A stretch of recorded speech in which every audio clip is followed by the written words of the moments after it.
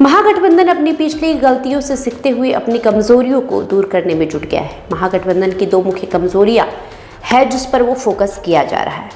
महागठबंधन जंगल राज के मुद्दे पर अपनी स्थिति स्पष्ट करने और जनता के बीच अपनी छवि सुधारने का प्रयास कर रहा है। महागठबंधन के साथी दल सार्वजनिक मंच पर अपनी एकता का प्रदर्शन करने पर फोकस कर रहे हैं। राजद के साथ कांग्रेस की सकारात्मक पहल महागठबंधन के लिए ट्रम्प कार्ड साबित हो सकता है। एकता के धरातल पर समन्वय समिति का गठन महागठबंधन की राजनीति को एक अलग अंदाज दे गया। इस समन्वय समिति में सबों की भागीदारी सुनिश्चित कर एक कंबाइंड एफर्ट की पहल कर दी गई है। अब देखिए कि समन्वय समिति किन किन कद्दावर नेताओं की ओर से सजाई गई है।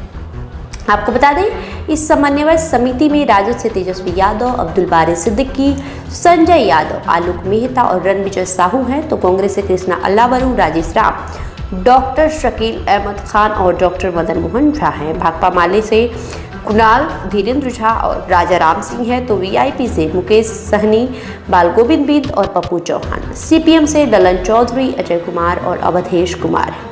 सीपीआई से राम बाबू कुमार, राम नरेश पांडे और अजय कुमार सिंह इस समन्वय समिति में बतौर सदस्य शामिल हैं। वहीं गुरुवार को बैठक में यह भी तय हुआ कि समन्वय समिति 3 उप समिति गठित करेगी, जिनमें महागठबंधन के सभी साथी दल सहभागिता निर्धारित की जाएगी। मिली जानकारी के मुताबिक चुनावी अभियान समिति का गठन की जाएगी। ये समिति सभी साथी दलों की सहभागिता किसी भी चुनावी अभियान के लिए तय करेगी। चुनावी घोषणा पत्र समिति का भी शीघ्र गठन होगा।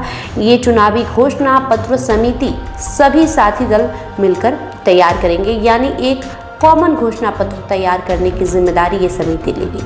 मीडिया और इंटरनेट मीडिया समिति का गठन भी किया जाएगा। इसके सदस्यों का चयन भी जल्द होगा।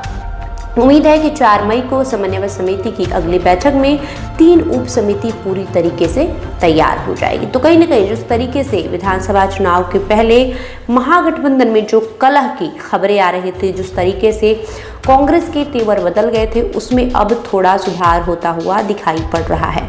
और एक तरीके से कहे कि तेजस्वी यादव और राहुल गांधी जो पुरानी गलतियां हुई है उसको बिहार की धरातल पर सुधारने की कोशिश कर अपने गठबंधन को एक मजबूती से विधानसभा चुनाव में पेश करने की कोशिश कर रहे हैं। और यही वजह है कि महागठबंधन की तरफ से लगातार जो है वो एकता का प्रदर्शन किया जा रहा है। और सबसे अच्छी बात यह है कि इस बार महागठबंधन में चीज़ें वर्बली नहीं हो रही है।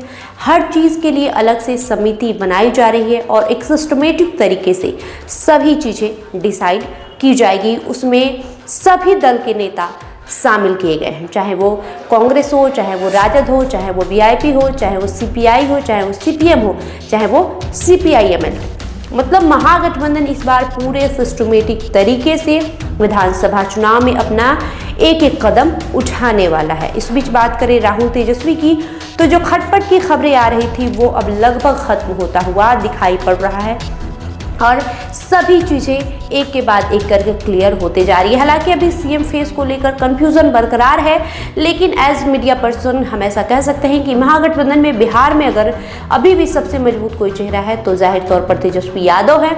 और अगर महागठबंधन में बहुमत मिलता है तो उप मुख्यमंत्री कौन होगा इसका तो नहीं पता, लेकिन सीएम फेस के लिए तेजस्वी यादव का ही नाम सब आगे करेंगे, ऐसा जरूर कहा जा सकता है। वही बात कर दें डिप्टी सीएम की, तो डिप्टी सीएम को लेकर भी महागठबंधन में काफ़ी होड़ मची हुई है। जहां मुकेश सहनी पहले लगातार ये दावा कर रहे थे कि तेजस्वी सीएम बनेंगे और हम डिप्टी सीएम बनेंगे, तो वहीं दूसरी ओर कांग्रेस ने ये कहा कि अगर इस बार महागठबंधन को बहुमत मिलता है, तेजस्वी यादव सीएम बनते हैं, तो कांग्रेस पार्टी से 2 डिप्टी सीएम बनाए जाएंगे। हालांकि अभी इसको लेकर कुछ भी क्लैरिटी नहीं है, अभी तो विधानसभा चुनाव होना है।